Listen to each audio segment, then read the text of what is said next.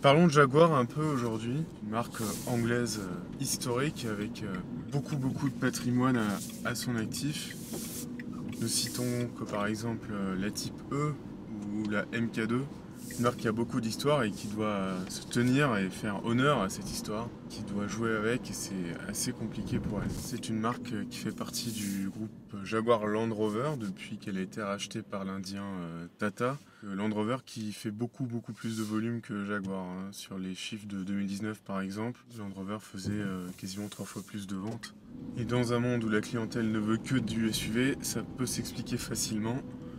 Land Rover étant spécialiste des SUV et des 4x4, surtout avec sa griffe Range Rover depuis toujours, ça leur permet d'être pile dans la mode du moment avec des produits qui ont vraiment une authenticité, une légitimité dans leur style SUV. Pour Jaguar, c'est plus compliqué.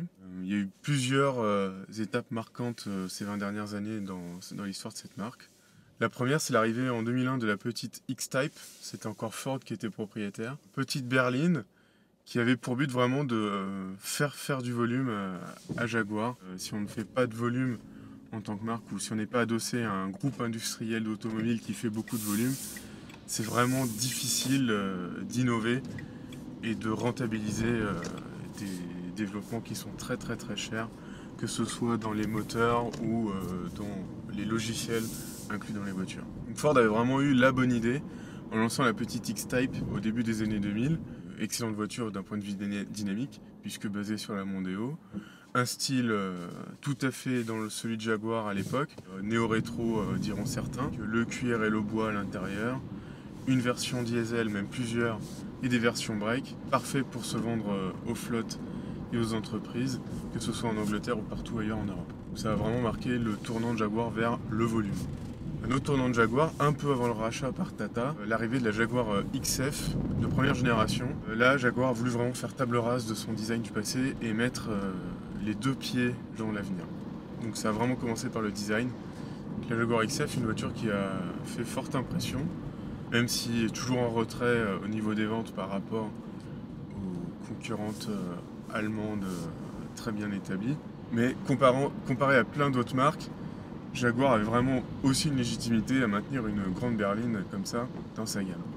Un bémol cependant, c'est que le break, qui fait beaucoup de ventes sur cette catégorie, est arrivé très tard dans la carrière de cette voiture et heureusement a été renouvelé avec la deuxième génération.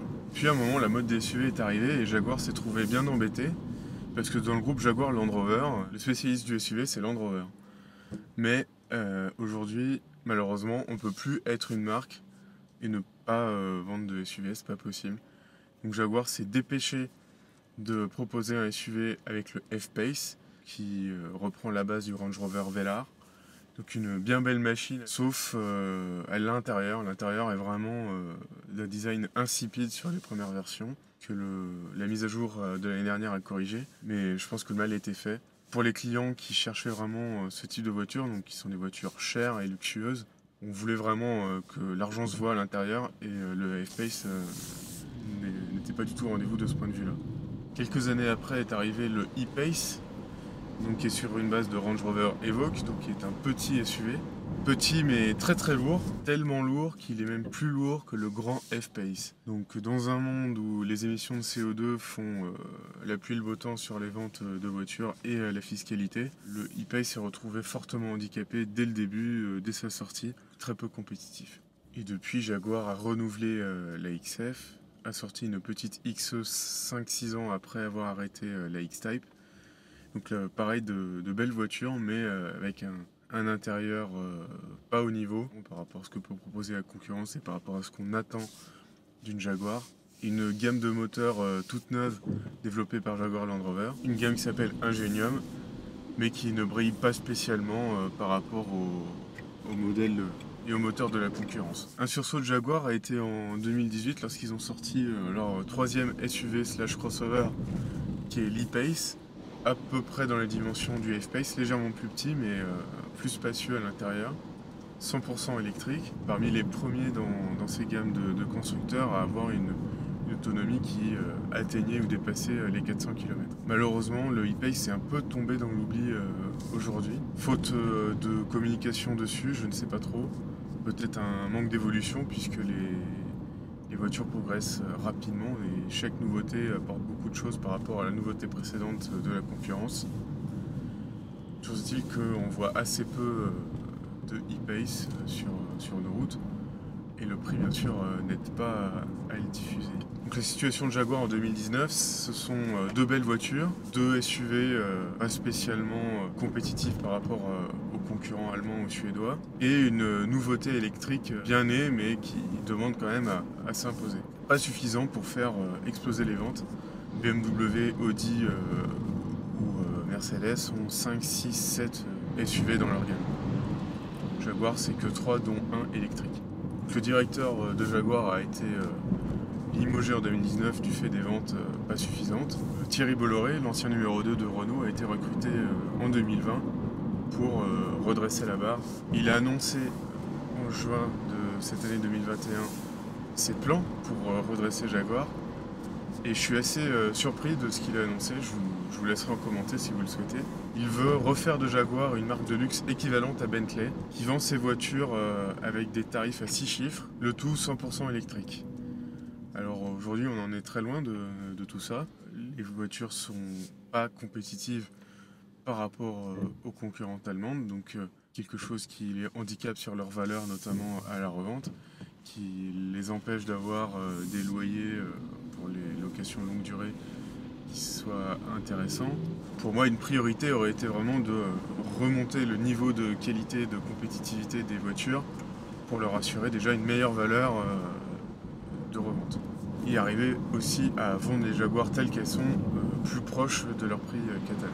Viser Bentley, c'est assez ambitieux de la part de Jaguar, sachant que Bentley est adossé au groupe Volkswagen, qui est un groupe qui vend 10 millions de voitures par an les meilleures années, qui a la recherche et développement qu'il faut et les ressources financières qu'il faut pour assurer à Bentley le meilleur de la technologie piochée chez Audi et les capacités à investir, même s'il faut attendre 20 ans pour atteindre la rentabilité. Moi, je pense pas qu'un groupe comme Jaguar Land Rover, qui fait moins d'1 million de voitures par an, attendra 20 ans pour que Jaguar retrouve une santé financière. Assez surprenant que Thierry Bolloré vise Bentley en référence pour repositionner la marque Jaguar.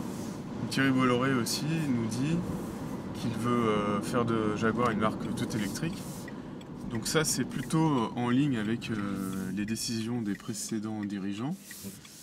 C'est ce qui a donné l'e-pace notamment. Par contre, il y avait une grande Jaguar qui était dans les plans, qui est la Jaguar XJ, qui devait être 100% électrique, et Thierry Bolloré a annulé ce projet quand il est arrivé.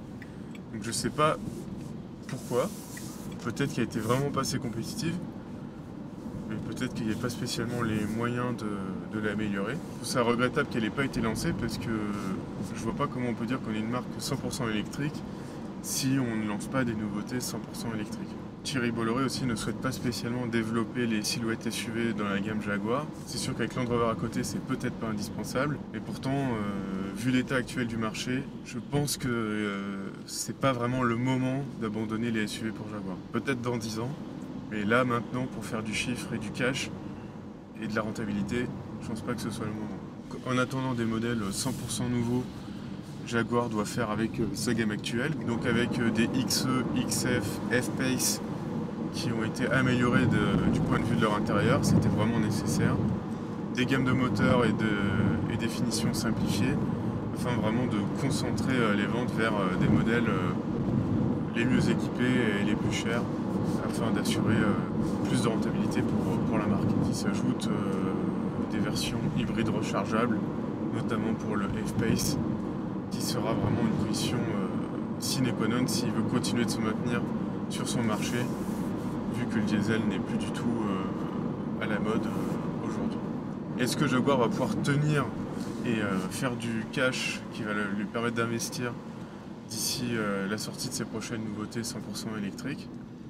J'avoue que je suis un peu inquiet, mais j'espère que Thierry Bolloré tient une bonne stratégie. J'espère que les nouveautés 100% électriques apporteront des choses intéressantes à cette marque anglaise, à l'histoire si riche.